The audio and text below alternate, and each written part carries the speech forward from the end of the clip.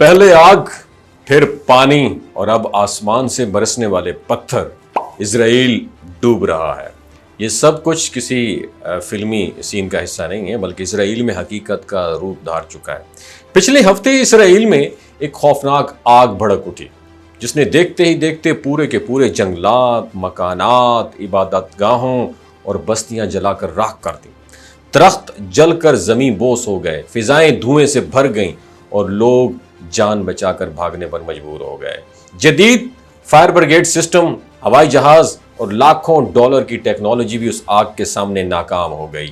یہ آگ صرف جنگلوں میں نہیں لگی، بلکہ یہ آگ دراصل اسرائیل کے غرور میں لگی۔ وہ غرور جو برسوں سے معصوم فلسطینیوں کے خون سے سینچا گیا۔ یہ وہ آگ تھی جو شاید قدرت نے خود لگائی تاکہ ظالموں کو ان کے انجام کا مزہ چکھایا جا سکے۔ مگر یہ سب کچھ ابھی ختم نہیں ہوا تھا کہ آگ کی تباہی کے صرف چند دن بعد ایک اور قیامت ٹوٹ پڑی۔ اتوار کی دوپہر ان کے ایک مشہور شہر میں آسمان سے بارش برسی، مگر یہ عام بارش نہیں تھی۔ ایسا لگتا تھا جیسے آسمان پھٹ چکا ہو۔ چند گھنٹوں میں اتنا پانی گرا کہ پورا شہر ڈوب گیا۔ سڑکیں، دکانیں، گاڑیاں سب پانی میں بہہ گئیں، اور دیمونا کی شہر کی وہ سڑکیں جہاں کبھی فوجی قافلے گزرا کرتے تھے، آج وہی پانی کا طوفان نظر آ رہا ہے۔ دیمونا شہر جو اسرائیل کا سب سے حساس علاقہ مانا جاتا ہے، جہاں خفیہ ایٹمی پلانٹ موجود ہیں، اور وہی دیمونا آج سیلاب کے پانی میں ڈوبا ہوا ہے۔ کیا یہ محض اتفاق ہے یا قدرت کی طرف سے ایک سخت وارننگ ہے؟ ایک ایسا پیغام جسے نظر انداز کرنا اب ممکن نہیں رہا۔ اور بارش کے ساتھ جو اولے گرے وہ بھی کچھ کم خوفناک نہیں تھے۔ ایسا لگ رہا تھا جیسے آسمان سے پتھر برس رہے ہوں۔ کاروں کے شیشے ٹوٹ گئے، چھتیں چھنی ہو گئیں چھتیں، اور لوگ گھروں میں قید ہو کر دعا مانگنے لگے۔ ہر طرف صرف چیخ و پکار سنائی دے رہی تھی۔ سوشل میڈیا پر چلنے والی ویڈیوز میں دکانوں کے اندر پانی، بہتے ہوئے لوگ اور بچاؤ کی ناکام کوششیں، یہ سب کچھ پوری دنیا کے سامنے آ چکا ہے۔ یہ سب کچھ محض موسم کی چینجنگ نہیں ہے، یہ خدا کا انصاف ہے جو کبھی ظالموں کو معاف نہیں کرتا۔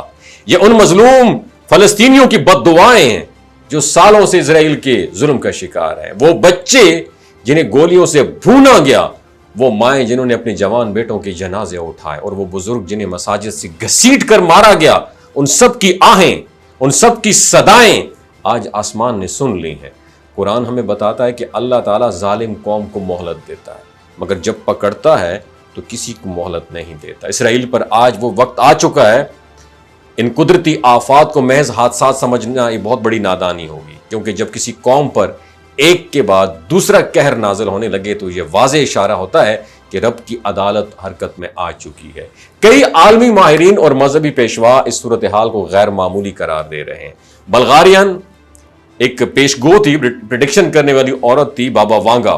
اس نے کہا تھا 2025 کے بعد ایک ایسا وقت آئے گا جب اسرائیل زمین اور آسمان کے درمیان میں سٹک ہو کے رہ جائے گا، پھنس جائے گا، نہ اوپر سے بچ پائے گا نہ نیچے سے بچ پائے گا۔ اور آج ہم وہی سب کچھ اپنی آنکھوں کے سامنے ہوتا ہوا دیکھ رہے ہیں۔ اسرائیلی ماہرین موسمیات نے بھی یہ مان چکے ہیں، وہ بھی، کہ یہ بارش اور آگ غیر معمولی ہیں، اور یہ سب کچھ معمول کے موسم سے ہٹ کر ہو رہا ہے۔ ایسے میں اگر ہم اسلامی تعلیمات، تاریخ اور احادیث کو اسٹڈی کریں تو وہاں بھی ایسے اشارے ملتے ہیں کہ جب ظلم حد سے بڑھتا ہے تو عذاب نازل ہوتا ہے۔ دجال کے خروج سے قبل بیت المقدس کے اطراف بڑی تبدیلیاں اور عذاب آئیں گے۔ اسرائیل کا موجودہ حال انہی اشاروں کی طرف بڑھتا ہوا قدم لگتا ہے۔ سوال یہ ہے، کیا یہ آغاز ہے؟ کیا آنے والے دنوں میں زلزلے، آندیاں اور وبائیں بھی اسرائیل کا مقدر بننے جا رہی ہیں؟ کیا یہ دنیا کے لیے ایک آخری وارننگ ہے؟ پوری دنیا نے دیکھا کہ فلسطینیوں پر بم برسائے گئے، ان کے گھروں کو مسمار کیا گیا، مسجد اقصی کی بے حرمتی کی گئی، اور اب دنیا وہ بھی دیکھ رہی ہے کہ وہی ظالم قوم خود قدرت کے عطاب کا شکار ہو رہی ہے۔ آج اسرائیل کے شہری خود مان رہے ہیں کہ ہم کسی چیز جنگ سے نہیں بلکہ کسی آسمانی طاقت سے ہار رہے ہیں۔ وہ طاقت جس کا کوئی نہ بم مقابلہ کر سکتا ہے نہ کوئی میزائل مقابلہ کر سکتا ہے، کیونکہ جب آسمان سے فیصلہ ہوتا ہے تو زمین پر کوئی طاقت اسے روک نہیں سکتی۔ یہ صرف ایک قدرتی آفت نہیں ہے، یہ اس قوم کی ذلت کی شروعات ہے جس نے معصوموں پر ظلم کی بنیاد پر اپنی سلطنت بنائی، اور اب وہ سلطنت آہستہ آہستہ پانی میں بہہ رہی ہے، اور خاک میں مل رہی ہے۔ اسرائیل کا آخری وقت قریب آ چکا ہے۔ یہ دنیا کے لیے ایک بہت بڑی لرننگ ہے کہ ظلم جب بڑھ جائے تو پھر عذاب ٹلتا نہیں ہے، اترتا ہے، اور پھر پوری دنیا تماشائی بن جاتی ہے۔ پاکستان زندہ باد، اسلام زندہ باد۔ یہ جو گلگت بلتستان کے لوگ ہوتے ہیں نا، ان کی ایوریج عمر 90 سال سے بھی زیادہ ہوتی ہے۔ You know why? کیونکہ یہ لوگ شلجیت استعمال کرتے ہیں۔ شلجیت کے اندر 85 منرلز ہوتے ہیں۔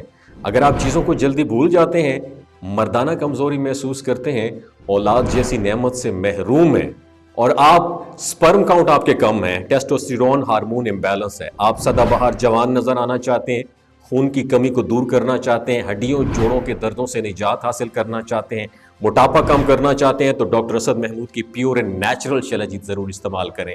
ایک بات آپ نے دماغ کی کھڑکیوں کو کھول کے اپنی سننی ہے، ہمیشہ آرگینک اور قدرتی چیزوں کا استعمال کریں، کیمیکل والے فوڈ سپلیمنٹ خدا رہا استعمال نہیں کرنے۔ اگر آپ ڈاکٹر اسد محمود کی پیور اینڈ نیچرل شلجیت کو آرڈر کرنا چاہتے ہیں، نیچے دیے گئے نمبر پر واٹس ایپ کریں۔ 3 باتوں کا خیال رکھنا ہے: ہائی بلڈ پریشر میں مبتلا افراد، خواتین جو پریگننٹ ہیں، اور 15 سے 20 سال کی جو نوجوان نسل ہے جو غیر شادی شدہ ہیں، اپنے سیکشول پاور کو بوسٹ کرنے کے لیے استعمال کرنا چاہتے ہیں تو ڈاکٹر کے ایڈوائس کے بغیر استعمال نہ کریں۔ باقی سارے لوگ بے دھڑک گرمی اور سردیوں میں استعمال کر سکتے ہیں۔ اپنا بہت خیال رکھیے گا۔ اللہ حافظ۔